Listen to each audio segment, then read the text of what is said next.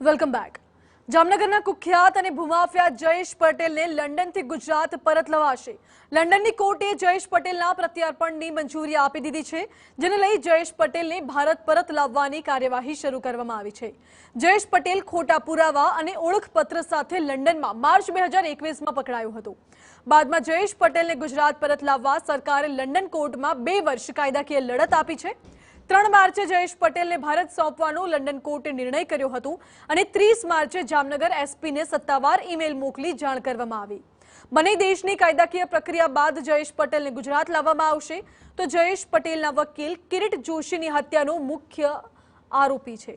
જયેશ પટેલ વકીલ કિરીટ જોશીની હત્યાનો આરોપી। જામનગરમાં મોટા ભાગના જમીન કૌભાંડમાં પણ જયેશ પટેલનું નામ સામેલ છે।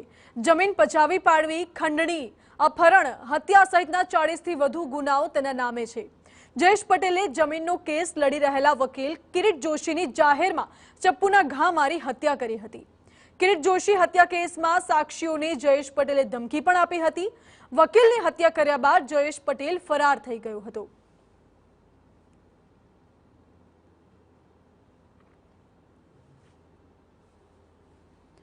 तो जयेश पटेल फरार थया बाद क्या छे तेनी कोई जानकारी पुलिस पासे न हती।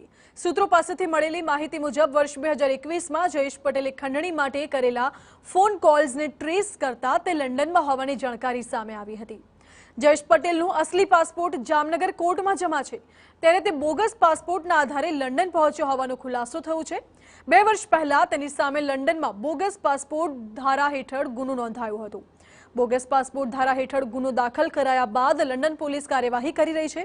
જ્યારે બીજી તરફ ગુજરાતમાં નોંધાયેલા કેસમાં તેને પરત ભારત લાવવા ગુજરાત પોલીસે પ્રયાસો શરૂ કર્યા હતા।